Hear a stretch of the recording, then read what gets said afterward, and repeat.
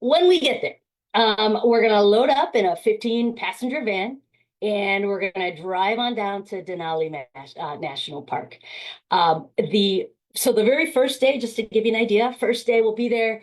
We'll have the opportunity to check out downtown. And with downtown, there's so many different restaurants and shopping and all of that. And then we'll meet for dinner. And for dinner is when we'll have our group meeting. I'll tell you everything about what we need to not worry, but what we need to concern ourselves with, like time for wake up, time to get up and out, time for breakfast. And yeah, so we load up and we head to Denali. Now, this was an image again taken from last year, and I like to point out that we're part of the 10% club because very seldom, very few do people see the entire mountain. And so, of course, I had to take a picture of beautiful Denali.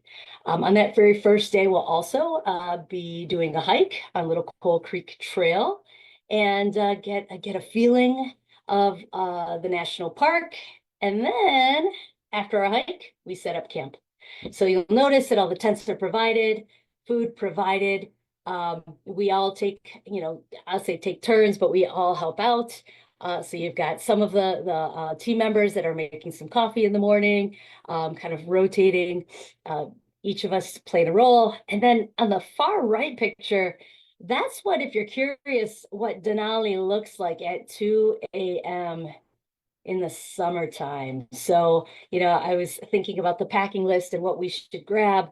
And headlamps really are almost optional. I would bring a headlamp for looking at things inside the tent, but we have about 16, 17 hours of sunlight when we're there. So in our first campsite, tent, sleeping bags, sleeping pads provided. Beautiful, you guys, breathtaking, amazing. I've been to many different places on the planet, and I'm so excited to head back to Alaska. And then if you're curious about like, okay, but what are the arrangements like when we're camping? And I will say that there are pit toilets, but also, and I say also because I took advantage of the flushable toilets and showers. They're right there as well. It's just a matter of which ones you want to go to, where your tent happens to be, what's closest. But like I said, they're both accessible. Questions so far? All right. All right, let's keep rolling then. Okay, so day three. Day three is 9 mile hike. Um, Amazing, gorgeous. We learn a lot about wildlife. We talk about, I say bear awareness. Not that it's anything to be fearful. We've never had any concerns, but it's always super important just to be familiar with where we are and whose habitat we're hiking through. And so there's this saying, which is, yeah, if a bear has a hump, act like a lump because it's likely a grizzly. From there, highlights, mountain views. Um, I don't, man, so many different times did I see the bald eagle. And then during that time, during that hike, we'll see the Nana River throughout, and the hike, like I said, the Triple Lakes Trail. You'll see the Triple Lakes as well as the rivers that lead into them. And then I have a few pictures of us at the beginning of the hike, getting ready to roll. I usually start with a nice morning stretch before we head out and just some views. So what we'll have is our guide up at the front, and then I'll be at the back sweeping. And she and I will be able to communicate, just making sure that our pacing is good, be able to communicate with snacks and food and times for, rest and water, etc. So just to give you an idea of what the Triple Lakes Trail looks like here. All right.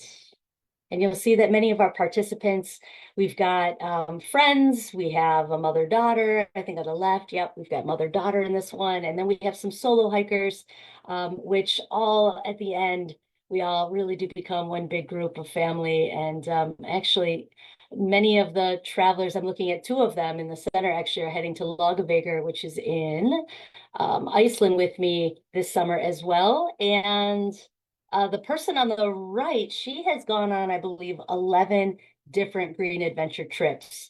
So I dare say that once you start going, you're going to want to do more, but there's definite truth to that. Shauna, how many trips have you been on? Oh, is Just she no two, longer? but I got a third one coming up this year. Peru. All right. But Oh, yeah, you two. I've been into Alaska and Baja. excellent. So Peru, that's happening. I didn't. You're signed up and ready to go. Well, they're it's not open quite yet, but they're still getting the dates worked out, and then but that should be announced here probably hopefully before February. So Excellent. Excellent. I've been to Peru. It's beautiful. oh, I can't wait. Yeah, for sure. Okay, so after our Three Lakes hike, day four, we'll take a look at the Denali Wildlife Center, as well as we will go whitewater rafting. So in our whitewater rafting, we'll have class three, class four rapids. But before we just jump into a raft, of course, we'll learn different paddling techniques and safety. And I have a couple of images here also that show just, oh, actually, let me click one more here. That we get suited up. So as far as gear goes, all of all of the gear is provided, and like I said, we get instructions on how to raft, and we jump on in. The picture before that, so I'm going to go ahead and take one slide backwards. Before we go whitewater rafting, we take advantage of the national park bus system, and it will take us to areas of Denali that cars are not able or allowed to travel through. So the only way to see certain parts of the of Denali National Park is through one of these buses, and so um, we will take an afternoon. We'll end up stopping, take a little bit of a hike. But gosh, the wildlife that you'll see in this tour is pretty amazing. We try to get there bright and early so that we can capture a lot of the animals from caribou. I'm trying to think, we did see some grizzly from afar, dolly sheep. Really just an enjoyable bus ride. And I mean that, it was pretty awesome. And also with that, the driver does such a wonderful job with the tour, stops at any time, lets people, get out to take amazing pictures. So, like I said, very relaxing and enjoyable. Okay, so from there, the whitewater rafting, and I think I showed you images of the whitewater rafting. That's us getting all of our gear and loading up, getting onto our drop-off site onto the bus. And then from there, we raft. So depending upon how many participants will depend upon if we have one or two rafts. Um, last the last trip we had two guides, and it was so much fun. We had a blast. And so you could take a look at. Cynthia, did you want to talk about before getting in the raft? There's you do a little bit of a float. They Yeah, oh, it's part of before you get on the raft. They want to make sure that you can follow instructions in case you do fall out of the raft. Our guides oh, are yeah, yeah, very yeah, good of about that. course. So if you want to chat about that, Yeah, yeah, sure, sure. So, let me go back to the front here. So when we talked about the different paddling techniques, the guides of the rafts definitely will go through the instructions on how to. So if you've never whitewater raft before, um, consider this being the first. They will let you know, when to paddle left, when to paddle right, paddle once, paddle twice, what happens in an unsafe situation, what to do, what not to do. They're very knowledgeable and very experienced. And so, yeah, absolutely. So much fun. And they will, again, there's that team coordination. They'll make sure that we all steer the raft in the proper direction to make sure that we avoid any rock or any rough waters. So, yes, thank you. Okay, so day five. As we move on down to day five, I feel like the adventure never ends because in Denali, they also have a beautiful, and I say beautiful dog kennel because their winter work is still done by dog sled. And so we'll have an opportunity in which we'll learn about the dogs. their work over the winter months, what they've done, and it's pretty awesome. So you'll see there's a few images. Actually, no, I think this might be in this presentation might be the only image I have of the dogs, but very, very cool history and learning about Denali National Park. All right. And then after this, we head to Talkeetna, which is a super cute town. We'll do a little bit of shopping and such. And then from there, we will jump on the Alaskan Railway. And in the, let me see if I have an image. I think this one actually was one that I had taken to the far right. From there, in the Alaskan Railway, again, beautiful sights of Alaska that you wouldn't be able to see by car. Pretty spectacular. Also some great group bonding. We not only not only did we enjoy the sights, but Midwesterners, I don't know if you guys are familiar with euchre, but we also amongst our group had a great time playing cards and just different games and just really had a fun time together. And during this time from Talkeetna is where we'll take, it's a couple hour train ride, head on down to Resurrection Bay. So with Resurrection Bay, places that we stop, Beluga Bay, which beautiful weather, you could just, gosh, it's just gorgeous. I can't even wait for you guys to see it. And I do have, I think, some images, some of the wildlife that I just couldn't stop taking pictures of, right? Were the sea otters and wanting to get closer, but knowing that I close, but not close enough. Um, just an amazing time that we had. Um, Even just, like I said, even just our lunch breaks, everything is just breathtaking. Okay, so day seven. Day seven, we head on to Kayakers Cove, and Kayakers Cove is nestled in an area in which we will be doing, gosh, some amazing sea kayaking, starfish, sea lions, sea otters, jellyfish, sea anemones, um, just spectacular. And I wanted to show you guys just a little bit, not only this, so this bay right here is right outside of Kayakers Cove where we'll be staying. Just to give you an idea of the inside of Kayakers Cove, um, it's it's fun. I mean, it's like it reminds me of a Girl Scout camp with all the bunks, and we just have a great time together. There's lots of maps and information about the area, different wildlife guides, as well as historical information about where we're at. The table in which we eat, we had puzzles, we had games going.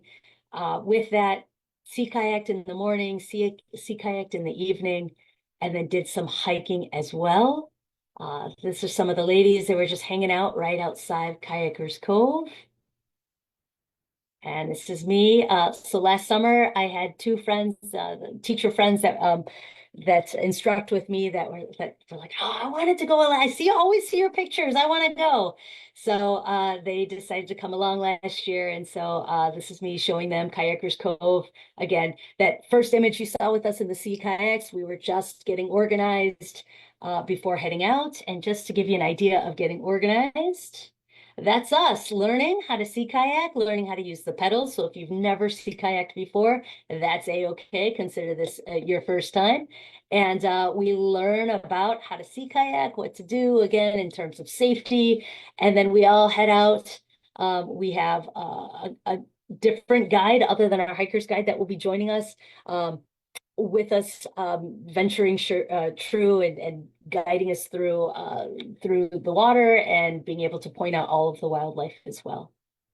So this is us learning and making sure that everyone feels comfortable. Also with that, not only feeling comfortable, but sizing the kayaks. If any of you guys have ever sea kayaked before, you need to move the pedals either forward or back to make sure that you're able to steer a sea kayak. All right. And then we get a beautiful hike in, and the hike is to Big Rock, and we are literally sitting on Big Rock. And from there, just breathtaking. I mean, you guys can take a look at the mountains in the back there, but whew, just amazing. So we get some hiking. We definitely get some sea kayaking in. It's quite breathtaking. Okay, questions so far, guys? No? Okay. All right. So then from Kayakers Cove, we then head into Seward. And from Seward, we'll do a hike, Tonsia Greek hike. And then from there, we will check out the downtown. There's the Alaska Sea Life Center where actually was it was from Exxon Valdez, and one of their responsibilities was to create a exhibit to help inform what they did as well as the restoration from the oil spill. And so the um, Alaska Sea Life Center has so many different live exhibits and is a pretty cool thing to check out. So that's just one of the things that you could do while we're in Seward. Many people spend their time shopping, checking out local restaurants. Um, neat, very neat downtown as well. All right, day 8, heading into day 9. Day 9, we head to another national park. So in Kenai Fjords National Park, we take a look at Exit Glacier, do some hiking, learn, oh my goodness, learn so much about the different land formations, as well as glacier formation, fjords, as well as the rivers that have formed from it. And then we head out and hike the Harding Icefield Trail. So I'll talk a little bit about the Harding Icefield Trail because that is something that we work up to. I'll tell you by the end, man, whew, it's an amazing challenge and an amazing, I'll say amazing opportunity where everyone's summits are unique to them. You'll have some hikers that want to go as far as they can go, and you'll have some that's like, you know what, this viewpoint is good enough and I feel great. And so as we each have our own summits, at the end, we all celebrate, we go out to dinner and really just have an enjoyable time together. And this is me with the Exit Glacier. I think this is one of the first viewpoints as we continue up. This is, I want to say maybe the second or third viewpoint as they're heading on up the trail.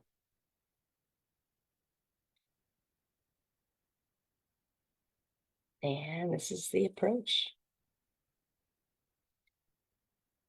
All right, day 10.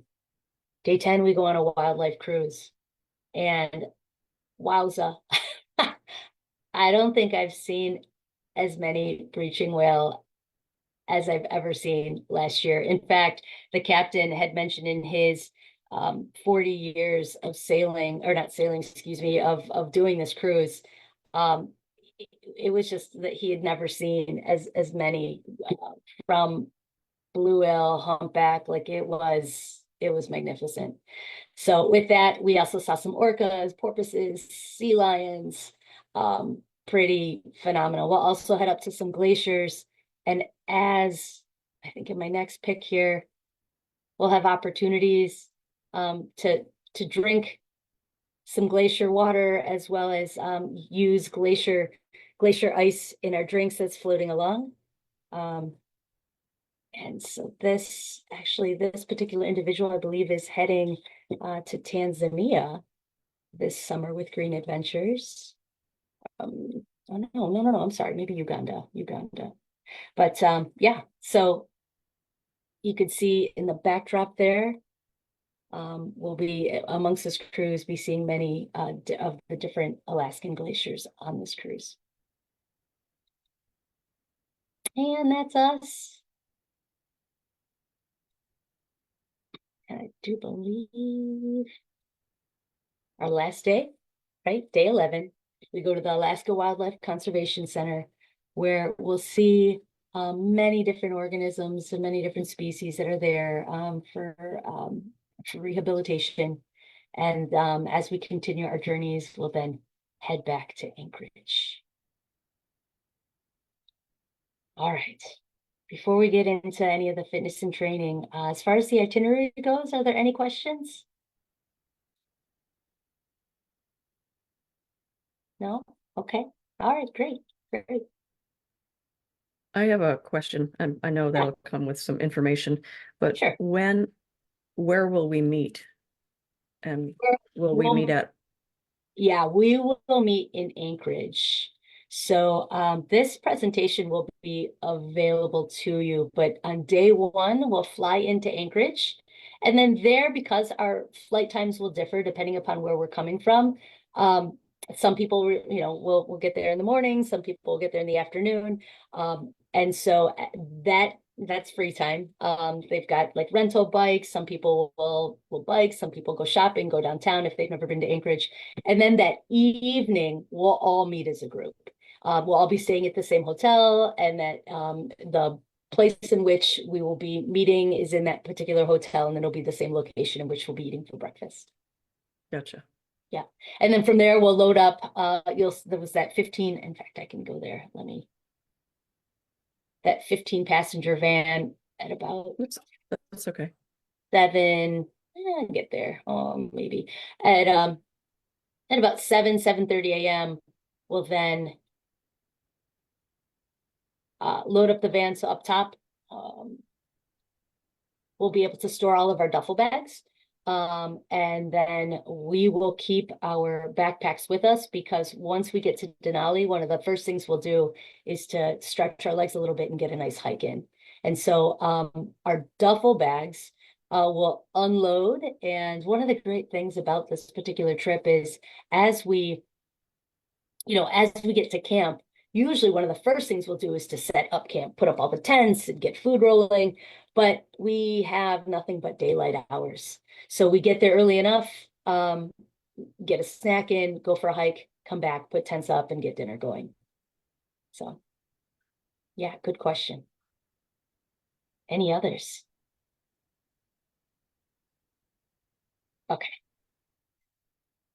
I'm going to bring this back to, fast forward here, to fitness. So the Harding Ice Trail is one of our biggest challenges, but as I mentioned, it is a personal summit. Because it's an up and back or a there and back, if people decide that they have hiked enough and they feel good about what they've done and what they see, they can stop. Those who want to keep going will keep going. But if you want to prepare and you want to, you're like, okay, I think I want to do it all. Some of the things that you could be doing beforehand,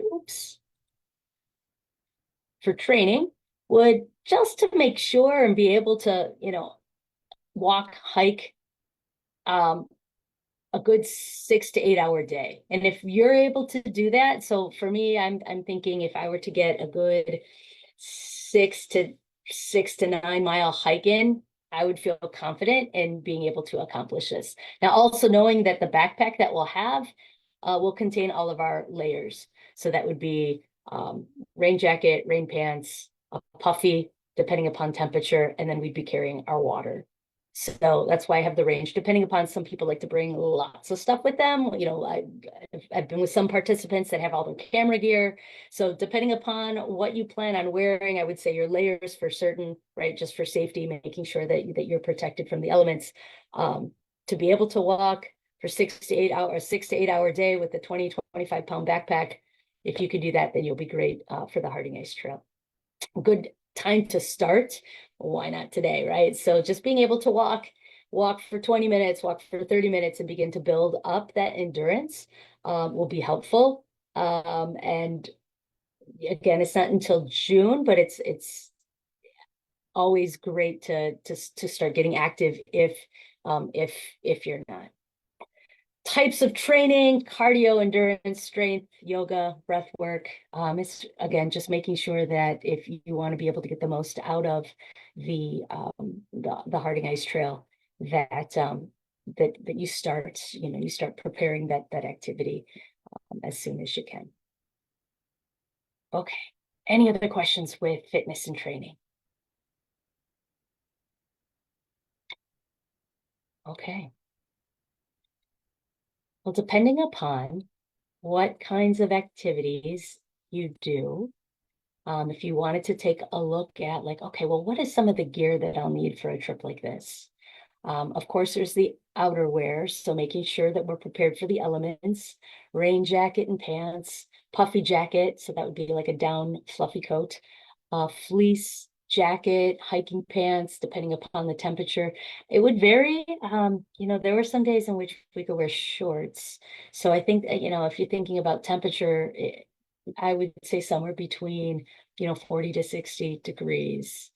Um, so it really just depends upon what you're comfortable in hiking in. Hiking pants, hat, gloves, base layers, so short sleeve, long sleeve, really anything but cotton is preferable. Footwear, hiking boots, hiking socks, liners for those of you who wear them. I prefer having hiking liners, hiking sock liners just to prevent blisters.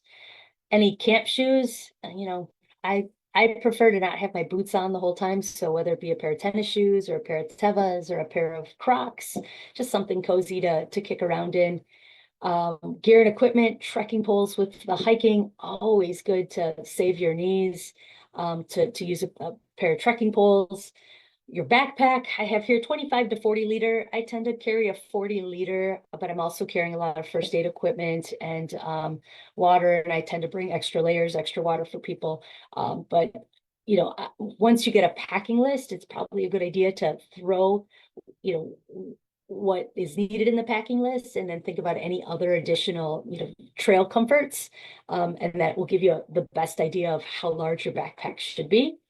As far as the duffel bag, somewhere between a 60 and 90 liter duffel bag. So we will be doing a lot of our hiking with the backpack, and then the duffel bag will travel with us. So for extra clothing, extra change of, whatever, underwear, socks, etc., that will all go into the duffel on a day-to-day basis. You'll have access to your duffel bag, but what we hike in or what we are actively doing, you'll only need your backpack. Hydration bladder, always helpful to have. Water and the ease of hands-free water is always great. Personal preference, I know there's also a lot of people who like to have like an Nalgene. Again, whatever works for you, but making certain that you have a way to store your water when we're hiking. And then your personal items, sunscreen, sunglasses, toiletries, medications, first aid kit, and then whatever favorite snacks that you have, we'll have snacks available. But if there's anything that that is just a special treat, always great to pack that as well. Questions on gear? I'll jump in here, Cynthia, just for a minute. So day to day, Cynthia or our local guide, usually it's been Cheryl, hasn't it? The It local has, but guide. this one it's Jeannie this year. Okay, so Jeannie or Cynthia, they will let you know day of what's happening, what you're gonna need, what to pack in your backpack. They're like when you do the tour bus through Denali National Park, you're not gonna need a whole lot. There's not gonna be really a ton of hiking. It's gonna be a lot on the bus.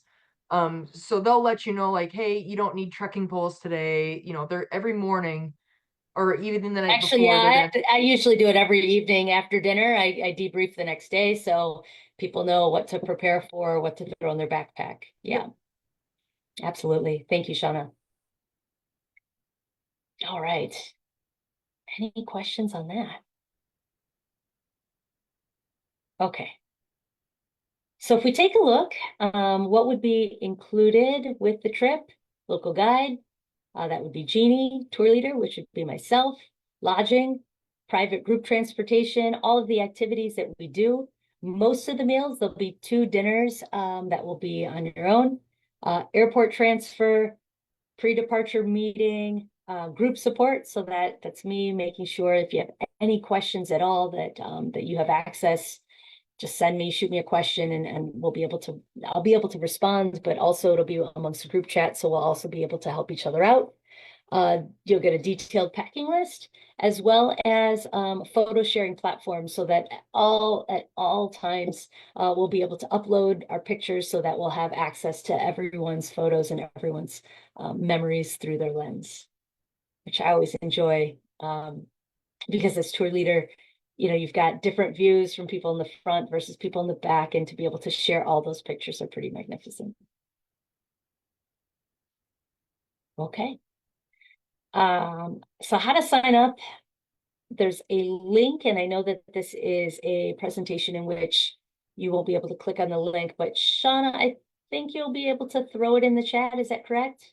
I just put the link to our landing page on our website to get to yeah, to click on that link. So you can click on that link Oh, okay, okay, in the chat. perfect. And if you take a look,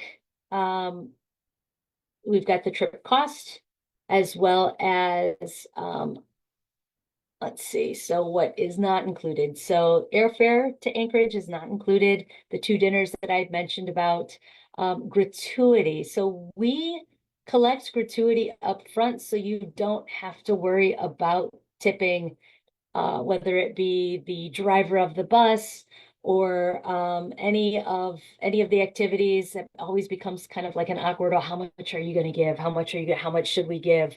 And so if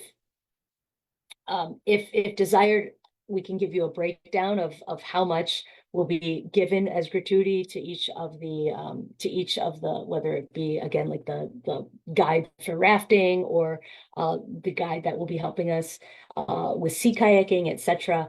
And so it's always just a good idea also because a lot of our participants don't like to carry that kind of cash with them, and so we generally just collect it and we disperse it as we go along. And another thing that is not included is travel insurance. And I highly, highly encourage, I've been on enough trips in which, luggage get lost or delayed. Actually, I was just in Patagonia in December and they had delayed it. We had our luggage not lost, but stuck in Florida, in Orlando. And they sent us the trekking poles, which for those of you who've been on a plane with trekking poles, you have to check in. You can't carry on. And so our trekking poles came in a day too late because our trek through Patagonia had already started. And so we had to go and buy trekking poles, but thank goodness we had trip insurance for the reimbursement.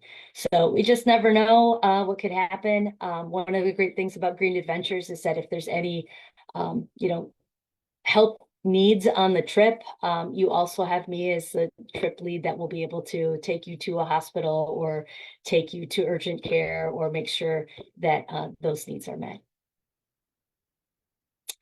Okay. Are there any other questions? I do believe, yeah, that is my last slide. So is this trip confirmed that we're going, or are we still waiting for those three? Great question. It is not confirmed. We're still waiting for the three. Good question. Any others? So we'll find out February 15th or 16th or whatever, that whether or not this is confirmed. Well, so right now we have the trip cost, but I never, and I say I never because I don't place the price on the cost. So if there are any other, if there are any changes to the trip or any the trip cost up is February until February 15th, it's 4,795. But if there's a change in it, that change will occur after February 15th. I'm just looking at whether or not we can purchase our tickets, our air tickets now or wait until mid-February. So I would wait until it gets officially confirmed. Okay. Yeah. So if you place your deposit and let's say the trip doesn't get confirmed, you'll get it all back. Mm-hmm. And then, yeah, I would most definitely wait for the confirmation before making those flight arrangements, just because if it isn't full, then you're going to Alaska. Right. Then enjoy your trip. Yeah, I mean, I'll happily go as well. So They were saying in the previous webinar that there are travel insurances that will insure your deposit. Or I don't know if they even went as far as the flights went. Like if you did decide to purchase your flight, if you had travel insurance, you'd have to look to see what that would all cover. Because like we do not supply travel insurance. but we have recommendations of companies that do. You'd have to read like your terms and conditions or what your policy would cover if it would cover the flights like if you bought it early. But with the good news with this tour, because currently we're in our early bird pricing. So this 47.95, that's early bird after it looks like the 15th here. The price will go up. So right now it's $200 off after that early bird pricing ends. It's up to 49.95. So usually when we're this far this early, to be honest, it's still a little bit early yet. I think personally it could definitely be confirmed, but you know, I don't want to say that it will be, but I Right. think there's a good possibility. This is such an incredible tour. Like I mean, I was in it on 2022, and I'm the one pushing it on social media, so I'm sitting there like I'm finding the best pictures, all these whale breaches. So like I feel personally good that this trip will be confirmed. But we're early yet. So as far as purchasing flights, like Cynthia was saying, it's a bit early. Once it's confirmed, Carrie, she does a lot of our admin work. She'll be able to give you the information. Okay, it's okay to purchase flights. These are the time frames that you need to make your flights for, because getting into Anchorage, Cynthia, do you know offhand what about times people usually get into Anchorage? Because sometimes it's like Oh yeah, usually 6:30, 7 in the morning. okay, so it's a morning time frame, and then even leaving, like on that last day, it's weird. There are activities happening on that last day, so you can't get a 9 a.m. flight on the last day because we're gonna be out doing, we're gonna be doing things. So there's certain time frames that we need to make sure everybody has their flights within the certain time frames. Yeah, and Delaney, we'll get you that information once we have a confirmed. So there's two things that, I was listening to Shauna, two things that I would do.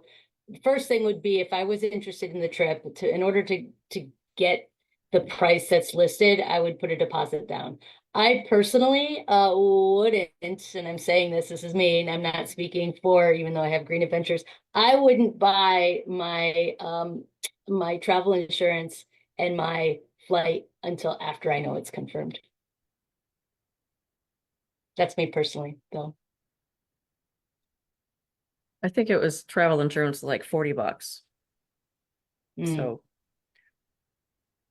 I had already bought mine, but I'm like $40. It's okay. Yeah. Well, and what's also great is that you could always shift, right? So one of the great things is that you can change the window of your flight. All of that can change within the parameters of your travel insurance up until the day you actually fly. So, any other questions? Okay.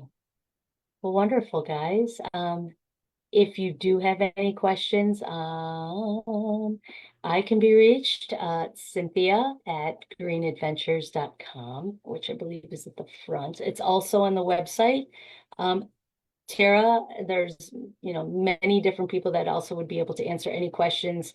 There's also a phone number that if you call with Green Adventures, there'll be someone at the other end of that. It's not a robot, not a on hold situation. So we'll be able to answer anything. Send an email, as I mentioned, we're all there, and happy to help you in any way. Okay. All right, guys. It's a pretty amazing trip. So I hope to see you.